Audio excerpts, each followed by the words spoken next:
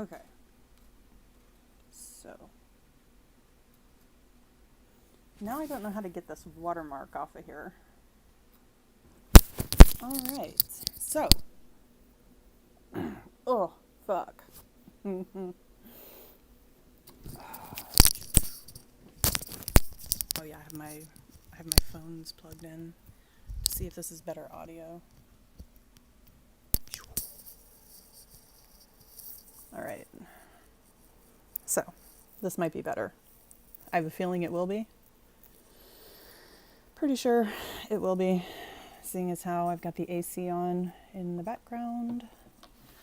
I don't normally do product stuff, and like I try not to buy anything ever. But of course, I do, and I also take care of cooking for this household. For someone who doesn't necessarily want to eat out of the dumpster, so I buy food while I live here. But I am putting a lot of food in the free fridge over by the dispensary, and this Delta 8 store that I visited the other day called River City Smoke. And they make Delta 8 carts in the back. Old Manchester Hemp Company makes carts. This is an unopened strawberry silk, Old Manchester Hemp. You can see it. This is some good stuff. Here's the QR. I wouldn't normally be all about a product. I can't say that I'm like necessarily all about it, but yeah, this is their sativa. They have 3 flavors, strains at that location. It's right across the street from one of the RVA community fridges. Yeah, and they make it right in the back. But the these are like bomb-proof containers for these carts, and then they put this crazy like thick sticker over it, and you have to peel that and then be smarter than a child to open this thing to get the cart out, and it's the big ass 1 gram. It's a 1 gram cart, like this. This is one that I've already devoured. This is my first one from them. It lasted more than a week. It's about a week and a half. And I don't need to smoke it. I don't need to smoke it like all the time. I use it to extend my medical carts that I get from the medical dispensary. I need the 9, basically, the THC 9, to fight my fatigue. For real, like the body. This is a live rosin. Not Crescendo. I tried a different one this week, and I don't necessarily remember what it was. But it had my profile. Let's see. I'm always on a sativa, basically, with like a... Anyway, it doesn't really matter, because I'm always on a sativa. It's not like y'all can get this. I'm on a sativa pretty much all the time, every day, to fight my fatigue, and it works really, really well as far as that. Plus, I just love cannabis anyway, but like using it to actually help me with something debilitating is so satisfying. Like, you know, I'm not just like a stoner or whatever. It's like I used to sort of just be a stoner, maybe a bad girl in that way.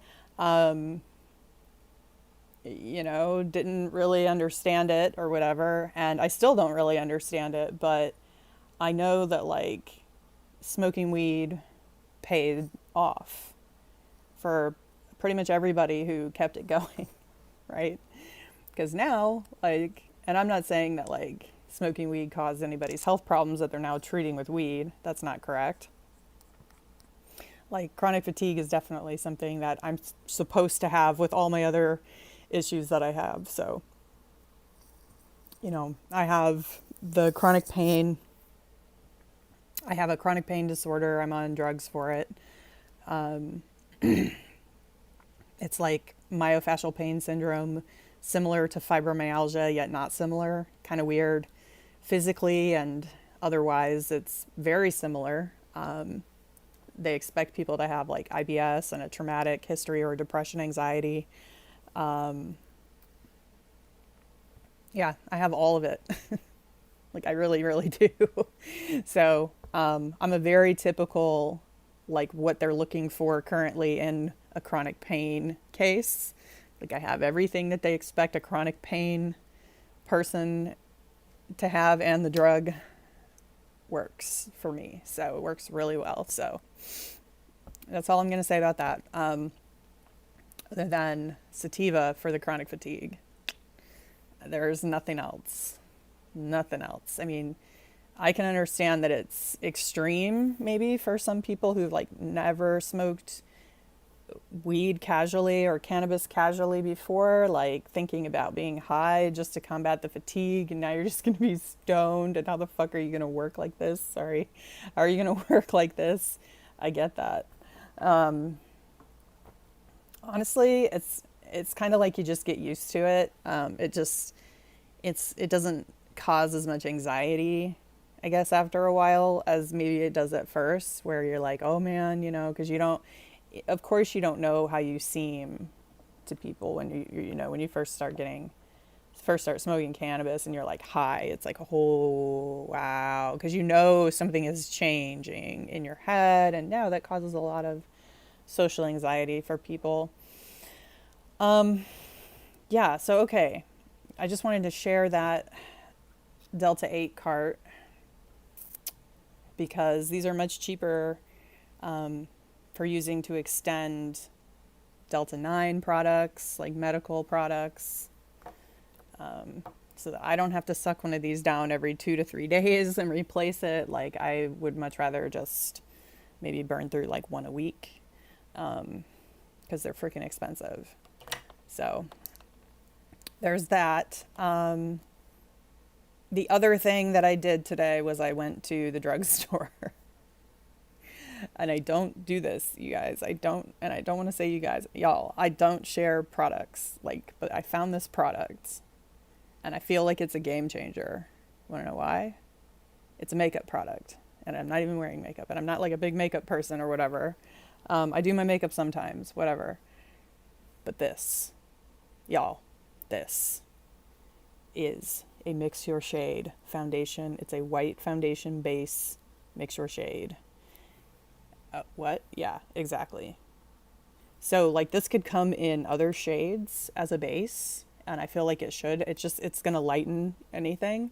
However, the idea here, because yes, the idea here, this is not going to work for like really, really, really dark people, obviously, who basically have to darken anything that they find. Okay? Like, but this idea right here, yes, I'm like super stoked. I'm definitely going to customize my foundations from now on for sure. And it's LA Girl. It's the Pro Color Foundation Mixing Pigment. They only had white at the store, but I'm assuming that there's other colors. So, yeah. But like I said, yeah, it lightens most shades. Let's see. So yeah, you just blend it in. For sure.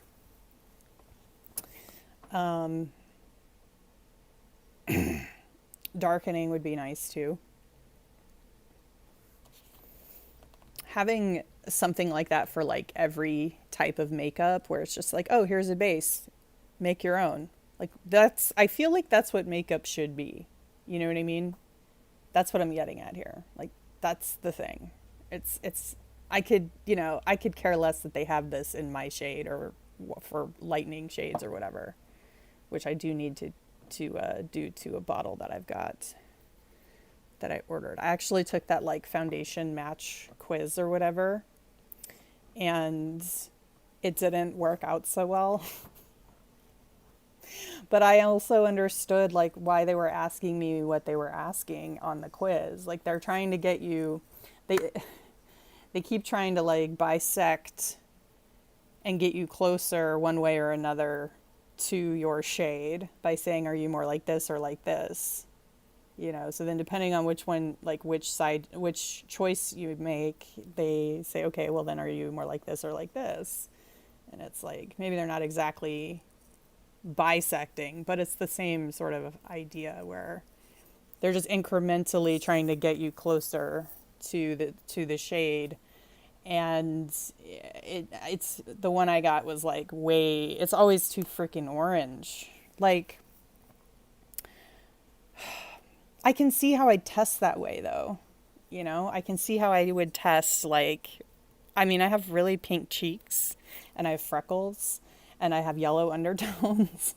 I'm yellow, so I'm just like, ew, yellow, red, orange. Like I understand how, I guess maybe sciencing in a really bad way can produce this sort of outcome. It's like a bad application of that idea, is trying to produce a foundation, you know, because I'm not really a mix of yellow and red or whatever. It's like basically just like I like going lighter, like lightening my face is usually what I'm into, because anything else is just, it doesn't make a lot of sense to me for some reason, you know. And I think it's the way that that the light works, honestly. But whatever. I am going to wear makeup soon on my stream. It's not like my thing that I do every day. It's like a special thing. So whatever. That's that. Like, I'm not a big product person, like I said, but I feel like the girls could demand, you know, the based products that they can then be really creative with, and do their own thing or whatever. And whoever else, you know. I always forget to say MBs, but it's not on purpose.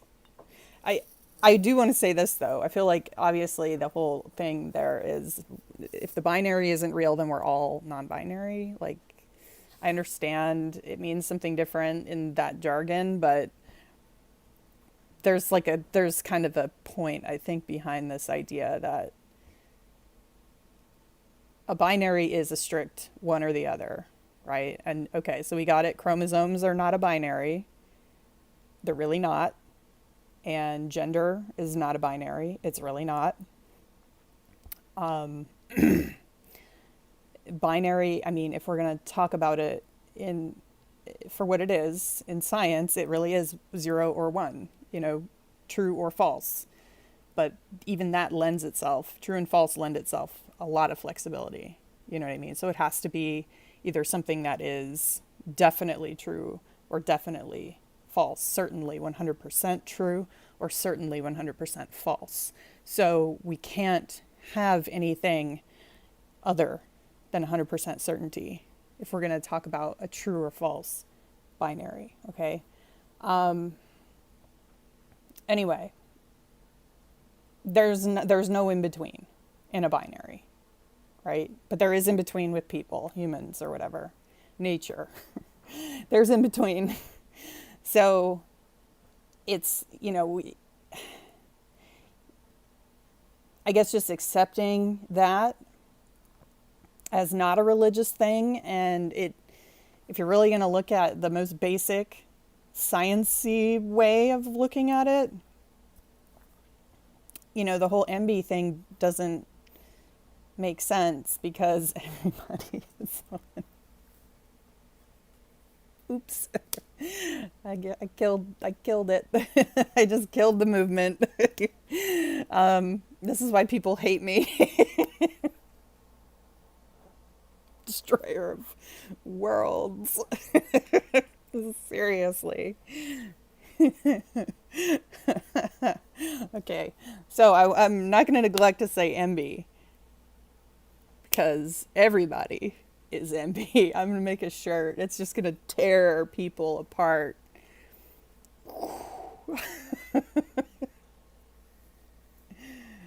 And Ben Shapiro today, I don't know. I watch him, so you don't have to.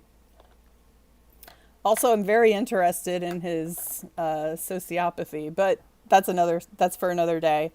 He spent a lot of time talking about Hunter Biden's penis today, and it was it was interesting because I mean I can hear the jokes that he made for me already about doing this, and sort of the thing is, yeah, Ben, like, what do you think about these jokes? Oh, and Ben, he'll think of these jokes that are like really obvious, but then like he gets really mad at somebody who's going to think it's funny, because it's about him. And he's extremely like he's extremely aggressive in that way, in that he can see the humor, but he hates it so much. Like, that's not normal, honestly. And I mean that in the sincerest way because, like, it's very aggressive, to get it and then be very angry at somebody who is on that page. And to try to blame them for something, even something bigger in society. That's what they try to do, is make people realize there's bigger problems in society, but they do that like while they're blaming an individual for like something in their life, in the individual's life. And it's just like, oh my God, like, bro, not normal. It's not. I mean, it's really aggressive. Really aggressive. And it's not funny like that. I'm laughing because I laugh at everything because that's how I deal with stuff. But, whoo, like, can we take a step back here and realize, like, maybe there are sociopaths virtue signaling other delusional, well, they're not necessarily delusional, but yeah, it's kind of like a delusion. It's pretty much a delusion as far as the social situations that they get into, and reality of a lot of things having to do with other people and behavior. Sociopaths don't necessarily realize how different they are from other people. Like, they do and they don't. They just sort of use it.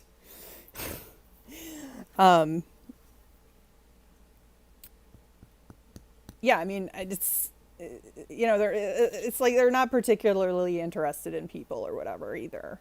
Yet they are really interested in people. It's like making a point of like being very interested in the thing you despise. Shit. So you don't want to get your politics from these people for a lot of reasons. You gotta know what you're watching. You gotta know what it is if you're gonna start like making ideological judgments based on somebody's content. Come on. Do you even know? Like, what do you even know? Especially types who are like very into, the kings of the genre or whatever, like Rush Limbaugh. Do you really know? You really don't. And so why do people make this trade-off is what I wonder. Why do they make this trade-off of, all right, like, I need a leader to follow or an influencer, and I'm just going to ignore who they are because they're saying something I agree with. Jesus. I mean, that's the most basic, I think, as far as the sort of bargain that populations and large groups make in society, right? It's just so bizarre how there's sort of like, in society, like a content delivery system for society, and it's a whole lot of things, right? It's a whole lot of institutions, brands, organizations, businesses, etc., blah blah blah, the media, whatever. Yeah. And then there's like, right? It's like the public encounters the information and starts deciding. Well, what exactly are they deciding? Based on, it's not even just like based on this information and like very arbitrary. It's like, actually, see, that crap is arbitrary. And I feel like people who are leftists focus way too much on arbitrary crap. And I'm like, you don't really have an understanding if you don't understand, more like societal phenomena. Or you can't like abstract it in this way. If you can't see it in an abstract way, you don't really know like what's coming in the future. And I'm not saying I do, although I do, of course. Um, but like some people are just like too easy to get around. They're too easy to see past. They're too easy for me to be like, you're not a real revolutionary. And I really want Antifa, the real Antifa, and we know who we're talking about here. But I really want those people to start thinking about this. First of all, there's a sort of weird cult of followers, first of all, on Twitter, and I guess maybe on Facebook, but I'm not really, I use Twitter way more than Facebook. Facebook is just like a dead end and a reminder of how sad my life is, honestly. So I don't use it. But Twitter, it's like there's this cult of like people who think that they're like okay or in or safe, I guess, because they're familiar with organizers and they follow organizers on Twitter. And I'm like, really? Like, why does somebody have to present themselves as an organizer on Twitter for these people? Like, they won't even take you seriously, Like, you could be the most Antifa-bish on the planet. And these guys, they're guys. These guys are like, you don't have 30,000 followers, or you're not organizing, because I can call that organizing, but you're not like, I'm like, what are you talking about? Like, are we still on this, like, these guys are just now finding out that, like, Antifa, like, didn't really have to be organized to show up to the thing? Are we still on this? Like, nobody like organized the Antifa to show up to the thing. They were going to show up to the thing and they showed up to the thing. You know what I mean? It's like, there's no call to organize like that or whatever. It's not like, oh, somebody, put this idea in all these people's heads and got them to do this. No. Nope. Like, what are you, a Fed? Like, no. And I don't know any other way to like tell these guys, like, bro, I don't think you see the phenomenon necessarily for what it is. And I think like seeing the phenomenon, Mark Bray, especially you, but I think like seeing the phenomenon for what it really is important. I think like people who are big influencers, and obviously people who have written books that everybody has read, need to say something about bad takes more often, basically. But bad takes as far as like in the community, like they actually need to say, hey, y'all don't need to be treating activists who have like sacrificed parts of their lives. Y'all who are like kind of new to finding out this shit and bought the book first or whatever, or found out about whatever on Twitter.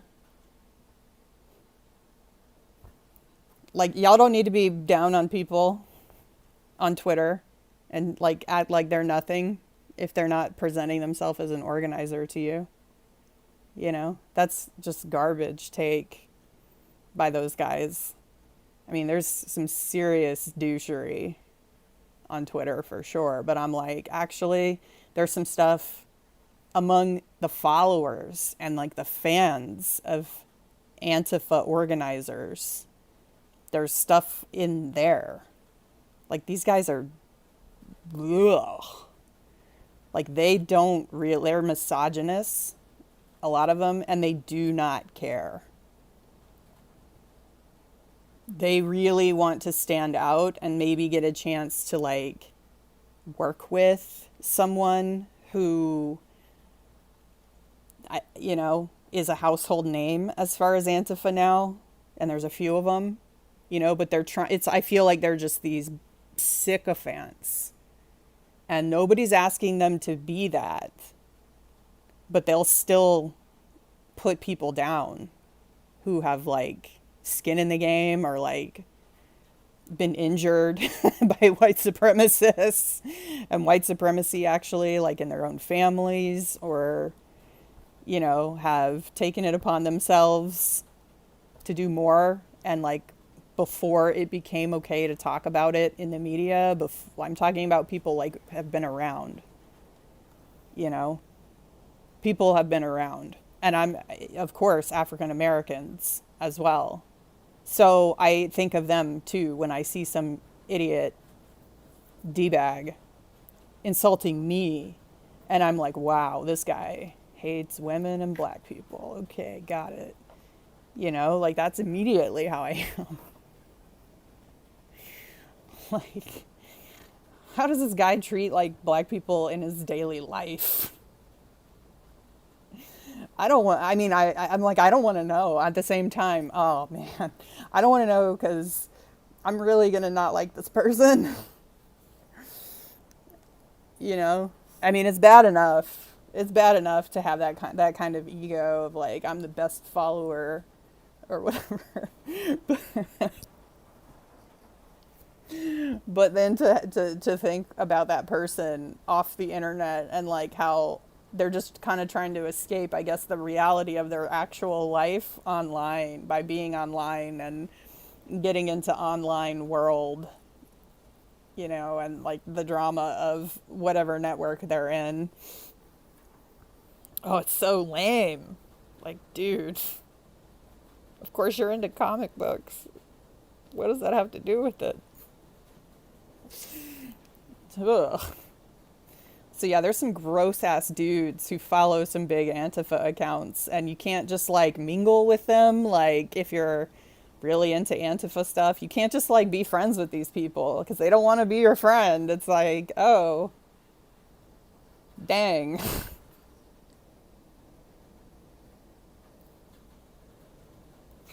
I can see who you are though, dude. You don't see who I am. And that it always happens that way. Like they're not interested in who you are as a person.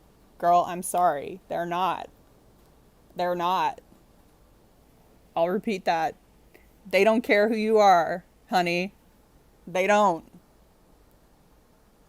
This is like the world's biggest problem with humans. The males don't care who you are as a person. They do not care at all who you are as a person. No, not you, the individual. And it's this paradox of who do I have to care about? Well, my bro, like, guys actually need to start doing this casually to the females.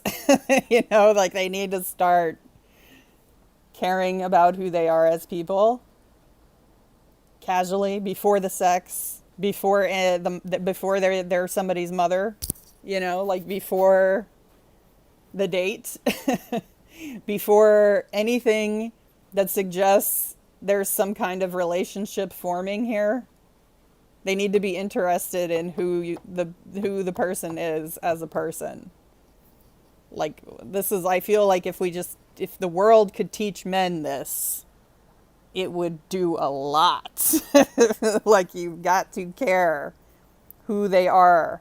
What is it that you're working with here?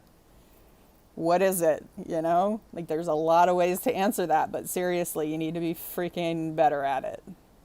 Everybody does, but like the girls glean a lot more. A lot more. Like way more. And it's not just crazy. It's storming here right now. It's awesome. It's not just crazy. I mean, look, I'm not saying that every girl gets it right or whatever all the time. Of course not. Of course not. They don't have to. They're individuals. You know, it's better to, for sure. Understanding people is so vital to doing anything with society if you want to change it. You know, and you can do it to, you know, you can manipulate people, but there's a point where in manipulating people, it's not going to be the best idea, the best move, the best payoff, or the best preference, or the most preferred thing by people involved. When does the truth have to come out? You know, there's a point. Like, people get involved in whatever it is that is, I don't know, compiling, I guess, culminating, reaching, traveling in time. I don't know how to, there's a million and one ways, right? There's infinite ways to say it. It's just, how is any of this going to matter if there's no actual application to people?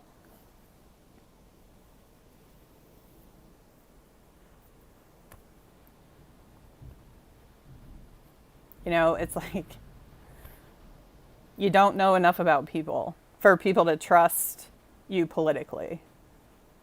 You're doing a new thing, you expect people to trust you or take it for granted that you're the good guy or whatever. But you don't know enough about people, you don't care enough about who other individuals are at all. Like, you don't care about that enough at all. It's rough, you know? I feel like, you know, inevitably, like, of course, if guys start caring a lot about who people are, it's just going to be very warlike strategy between like men all the time, or like even more, or like worse than it already is or whatever. But like, I can work with that as long as we're understanding. But the thing is also, like, it's not just about understanding as much as it's about understanding, as well as realizing you're not at war with other individuals necessarily. Really, you're not, honestly. And like, I get it as far as like calling it a culture war and all these aggressive guys gaining the traction that they have and having the following, and all of that. But the content and the smart crowd, I think, trump these sort of like online counter-culture warlords or whatever, on the bread tube.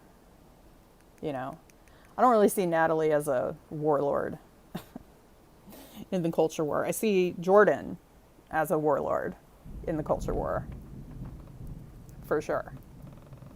If there's anyone I would call a warlord, it's Jordan Peterson. Because he's basically a psyop that, and this is also something people need to be considering right now. You know, if it does come to light among, you know, to a lot of people that Jordan,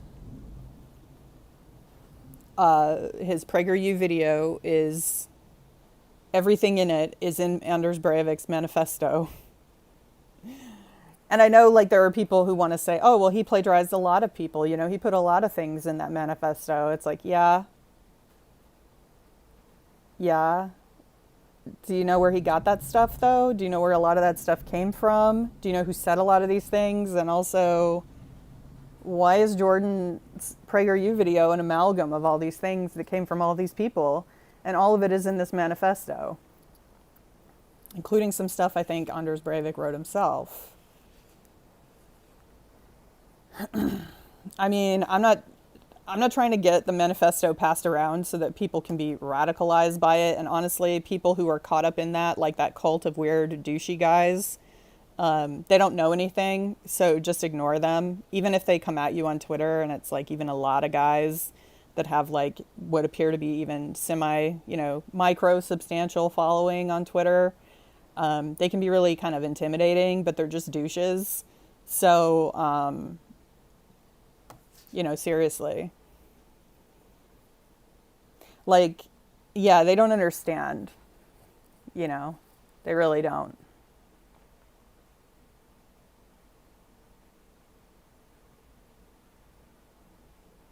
And someone like me could destroy any of those dudes' lives just with like a 4-month relationship. Let's put it that way. For sure. Yeah. I've done it. It's been done. 4-month relationship, bro. Bro can't handle it anymore. Can't handle life after a 4-month relationship. Fuck. Wow. Man, that just must... Is bro gonna be all right? Like, why don't you get to know somebody? First of all. Second of all,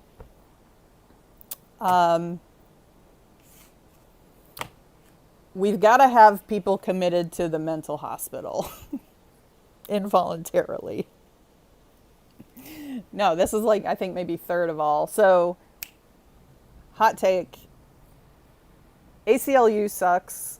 Of course, Antifa know that already. But ACLU sucks, and we've known that for a long time. Why don't we have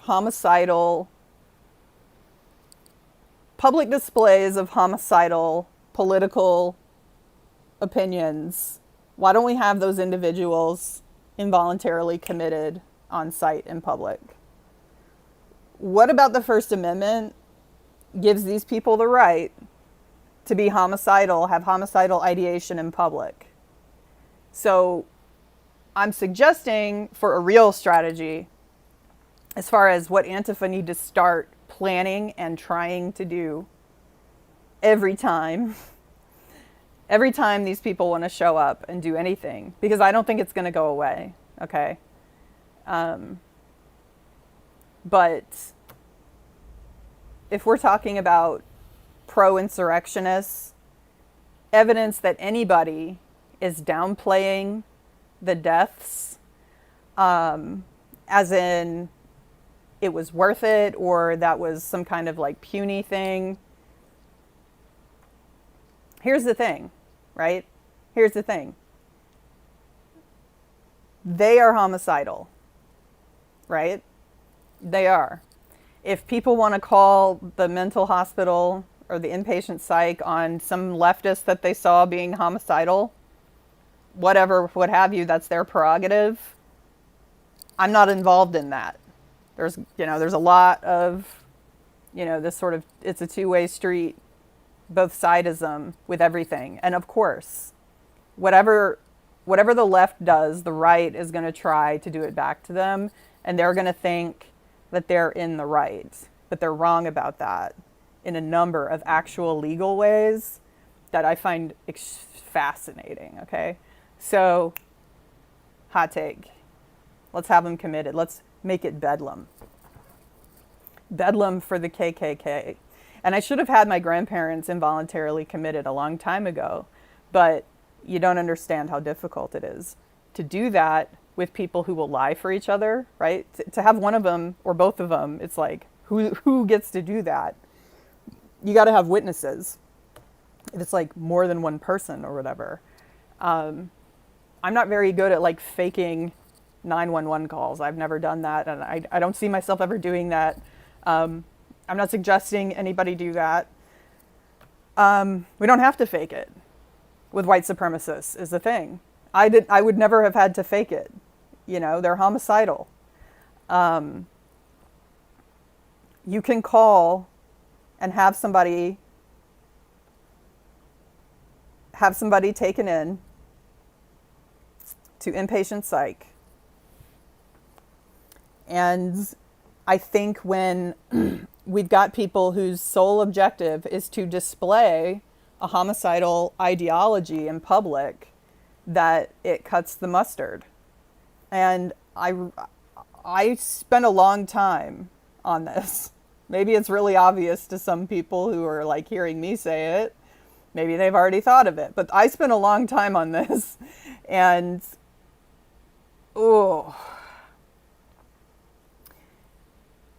those people show up, and it's not about encouraging violence. They're not necessarily poking each other and putting each other up to doing anything, although some of them will just sort of gang up, like happens. They'll just sort of gang up as a group on somebody, and they say things and they have the same attitude, and they're deciding to do this together, and somebody takes another risk and somebody takes another, and they're both, they just see the risk together and the violence together. They have solidarity, right? Yeah. Like, this is inevitable, if we're talking about some kind of big white supremacist march. Also, the Attorney General of the United States is allowed to prevent gatherings of white supremacists if the Attorney General suspects, and this trumps the First Amendment, honestly, if the Attorney General suspects there's going to be violence that is essentially racist. It doesn't have to just be racist for them to do this or whatever, but any gathering of any group that there's reasonable, probable cause to suspect is going to result in violence, the AG can prevent it. So essentially, William Barr could have prevented January 6th had he known what he was doing, had he known how to not, I guess, provoke a violent, murderous, homicidal insurrection. Frankly, I think it deserves a national holiday, and I'm not even into holidays. I despise all of that stuff, but like, I really think that this is something that would send a message. Like, they're trying to downplay it. The Republican, the GOP media is trying to downplay the insurrection as if it should have been more bloody. As if seeing people inside not murdering people meant that it was safe for people to just sort of mosey on in after several people had already been killed outside. I don't think there's any way around people seeing what happened and essentially, walking in like without knowing people were fighting their way in. I've seen so many takes. I watch a lot of right-wing media, so you don't have to, but I watch a lot of it. And I've seen so many takes of them saying, "Oh, this was like Grandma's insurrection, Candace. Oh, this was, what kind of, basically this was a sissy insurrection. This was, kids stuff, or not necessarily the worst thing that could have happened at a political event for their president, their party's president." And it's, they're saying, that it's fine, basically, as long as you get some cute grannies in the building for some cute Insta photos afterwards. And they don't want it to be that, but they're frankly not smart enough to sort of outwit their own, like, aggression. And And that's inherently dangerous. And I think, I'm not saying, necessarily like, oh, if Candace is in public, she's a danger to other people. No, Candace, I'm not saying that. I'm not even saying that you're a danger to people on the air, because I'm telling people that they need to understand what they're getting into when it comes to other people, especially if they're going to start like agreeing with them and their takes. It's good to know. It's good to know what people really mean and what they really are. And that has a lot to do, with what the lengths they're willing to go to. And you can say they're morals, but that doesn't really, that's, conservatives like to use, and the right, at least in their media, like to try to use these words like morals that they don't really fully understand at all. And they try to be the purveyors and the political side that supports these things. And it's very divisive, to like politicize family, politicize all of that stuff, which is what they do. I think more people want to leave the idea and the value of family out of politics as much as possible. And instead, they want to be able to make political decisions that benefit themselves and their family. But I don't think that needs to be politicized, the fact that people have families they're trying to make the best decisions for, politically, as individuals, as voters, So something about that just doesn't like seem to process for the right in their media anyway.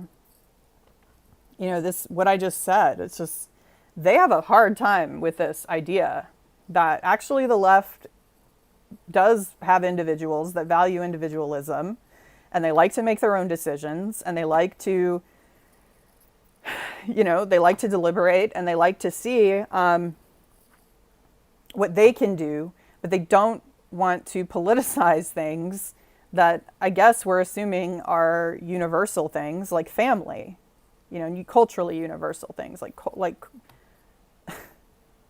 ubiquitous things like family.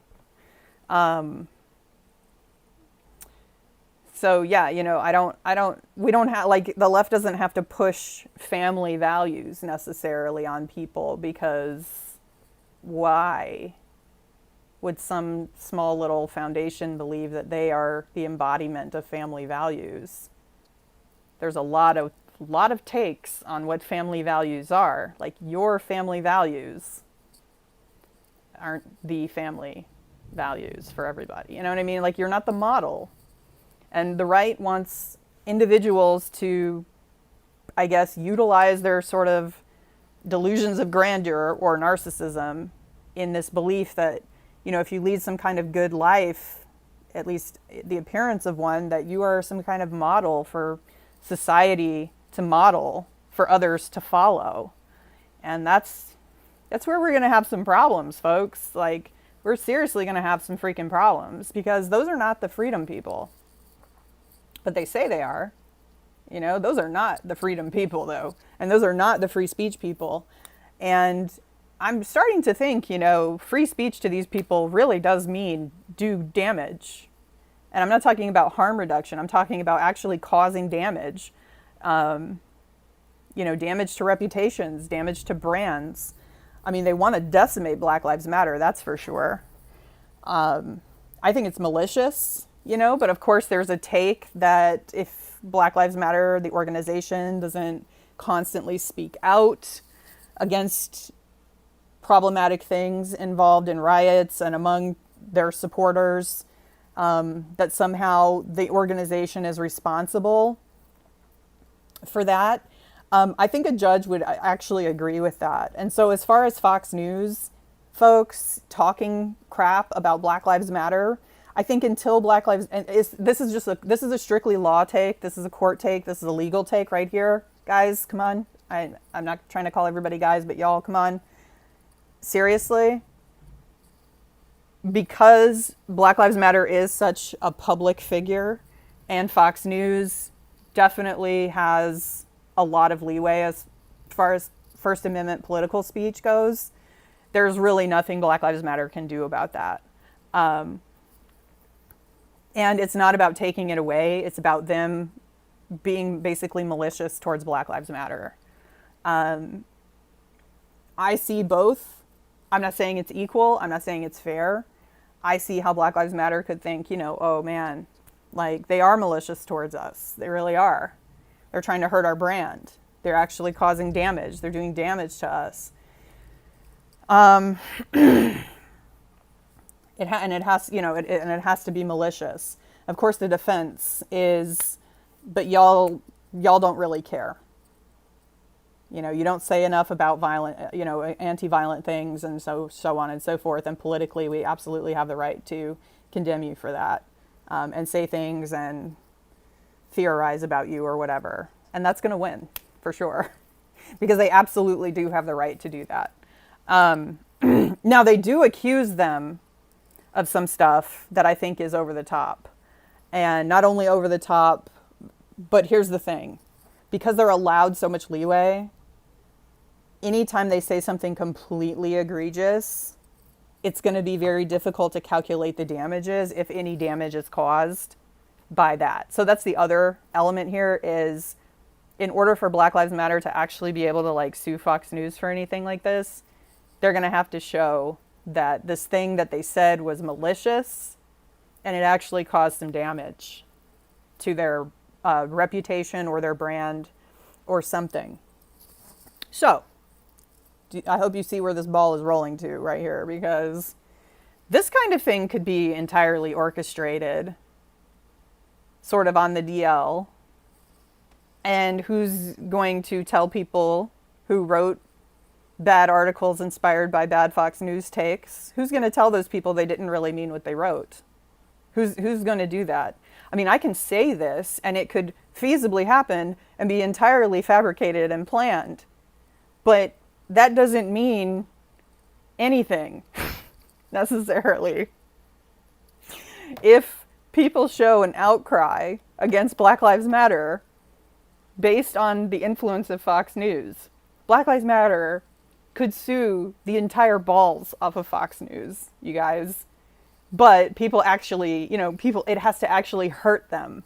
And I'm saying that this is a deep ass advanced strategy, but I'm not saying I'm saying it because I think it's feasible with how wildly hive and strategic people can be on the internet and so forth, and especially the journalists and in the media and everything else. So hear me out. They have to be damaged to have a claim. Now, of course, if they put the strategy out there and they say, oh yeah, y'all do this, and it's fake, then of course it's fake. And they told people to do it, right? So they can't do that. They have to be innocent.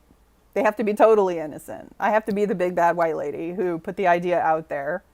And they have to be flabbergasted at why Mama would want to do this to them or whatever, if it ever came to light that I made this video.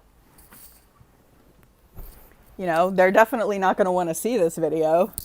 They're not going to want to have seen this video, but even if they have, they don't have to admit to that publicly. Nobody can prove any of that, and there's no reason to try to investigate whether or not they saw it. So why would they not watch it? And why would they not want to see it? And why would they not want to see somebody doing this, thinking of this? Exactly. So, now we're on the same page.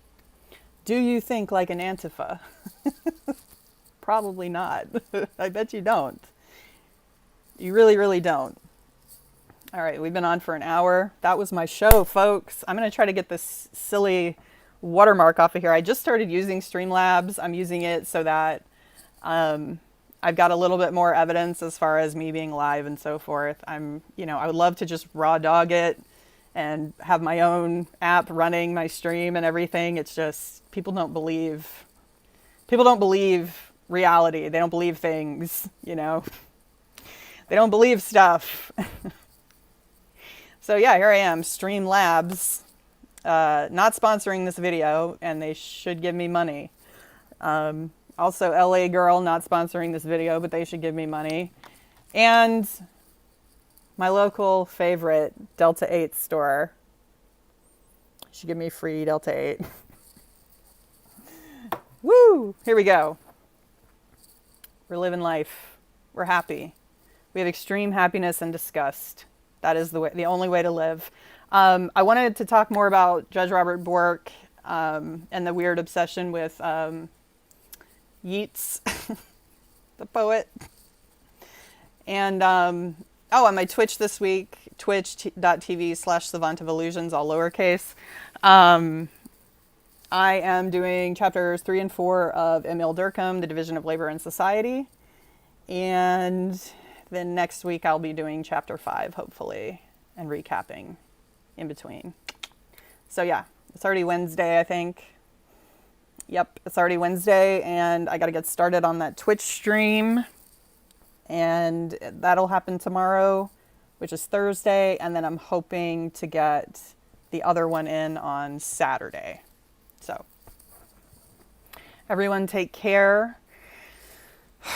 I will hopefully see you next week as long as everything is great, and I will give more of an update.